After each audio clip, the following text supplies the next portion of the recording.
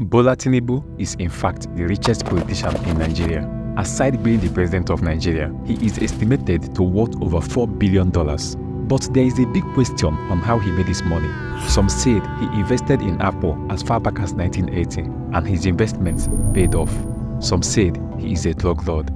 But during an interview with the BBC, he said that he inherited some real estate which he turned the value around, became rich. I inherited great real estate. I turned the values around.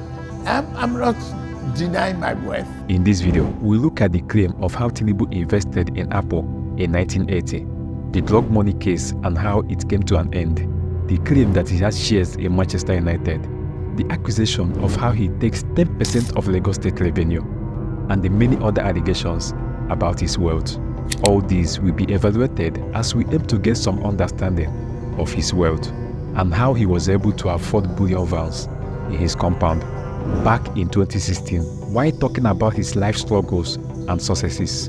During his 64th birthday celebration, Mr. Bola Tinubu stated that he became an instant millionaire while working as an auditor at Deloitte and Touche. He said he saved $1.8 million from his wages and other allowances after he was paid in millions for helping an American oil company called National Oil and Gas and a Saudi Arabian oil firm called Aramco to set up an accounting and auditing system for a joint venture. We should remember that Tinubu is a trained accountant, but this $1.8 million he said to have saved is nearly the same amount of money found in bank accounts linked to him during an investigation by the US authorities in 1993. In this investigation, through many documents that are publicly available, the United States Department of Justice claimed that from 1988, some accounts opened with the name Bola Ahmed Tinubu received some amount of money totaling about $1,877,500, which were money made from the sales of drugs, especially white heroin. The special agent who investigated the operation was Kevin Mox. He stated that Tinubu, as an accountant in the United States, worked for Mr. Adegboyega Akande, who was a prime suspect for cases relating to drug sales in the United States. The investigation suggested that Mr. Tinubu was more of a bagman for Mr. Akande, helping Mr. Akande to receive, keep, and save money made from drug sales. While revealing the details of the case, Mr. Kevin Moss said that he contacted Tinubu on the phone for questioning, and Tinubu initially admitted to him that he knew Mr. Akande, but later denied and said he had no financial transactions with Mr. Akande. Just like Tinubu denied having any transactions with Mr. Akande. At this point, it will make sense if you like this video and subscribe. You shouldn't deny me too. Moving on, even as Mr. Tinubu denied any financial dealings with Mr. Akande, the court confirmed that there is enough evidence to believe that the money in the bank accounts were the proceeds of drug trafficking, even though Mr. Tinubu was never charged over the money. But he later reached an agreement with the United States authorities and forfeited $460,000, which makes it look suspicious. If the money were made from the salaries he received while working at Deloitte, why would he be bothered to give out $460,000 just to remove his name from the case? But what makes it even more suspicious was when some investigating journalists in Nigeria, including David Hundeyin, contacted Deloitte to find out if the claim that Tinubu worked for the company is true or not.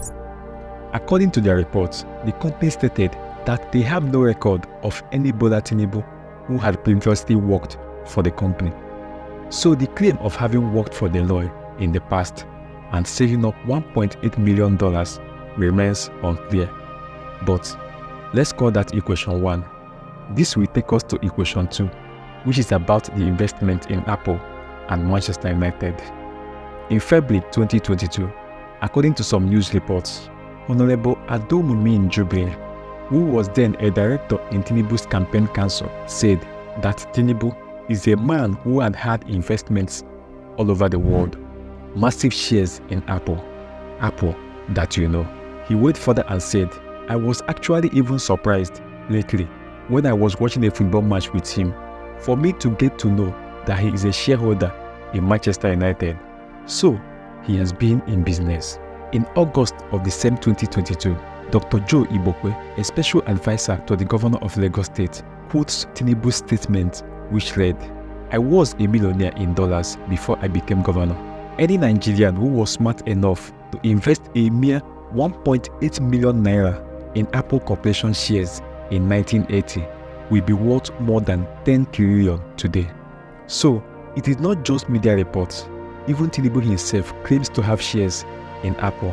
But when Honorable Jibrin, who made the first statement, was asked a question to discuss the ways that Tinubu made his money. How did Bola Tinubu make so much money that he had a bullion van in his home on election day? When the campaign commences, we will bring out facts and figures and put before Nigerians. So for now, the emphasis is on the competence of the candidate, what he has achieved, the network he has built, the people he has invested in, and his plan for a better Nigeria. If it is obvious that Tinubu has investments in Apple and Manchester United, I don't think it should have been hard for Honorable Jibrin to avoid answering the question. However, anybody can be a shareholder in any company, provided you have the funds and the important documents required. But when it becomes hard to defend such a claim of investment, it makes it look like something is fishy somewhere. Some years ago, there was a case between Tinubu and one Mr. Oladapo Apara. This is equation 3. Mr. Apara was on paper the founder of Alpha Beta Consulting, a company which was established when Tinubu was the governor of Lagos State. As governor, he awarded the firm the contract of tracking Lagos State taxes. The agreement was that the firm will take records of revenues of the Lagos State government and take 10% of the total revenue collected as commission. But Mr. Apara later claimed that although he is recorded as the founder of Alpha Beta, but Tinubu controls 70% of the company through some persons that work with him. He also said that between 2002 and 2018, the firm received a 10% commission on Lagos State revenue, which he estimated to be about $3.48 billion. But along the line, Mr. Apara and Tinubu had some issues. And according to Mr. Apara, he was kicked out of the firm in 2010 after he revealed that some money had gone missing from the company. He argued that he could not be sacked as a founder of the firm and demanded compensation from Mr. Tinubu, which resulted in a court case. He petitioned Alpha Beta, Tinubu, and one Mr. Akin Doherty. The case went on for a while until COVID-19 broke out. In late 2020, there was end-SARS protest.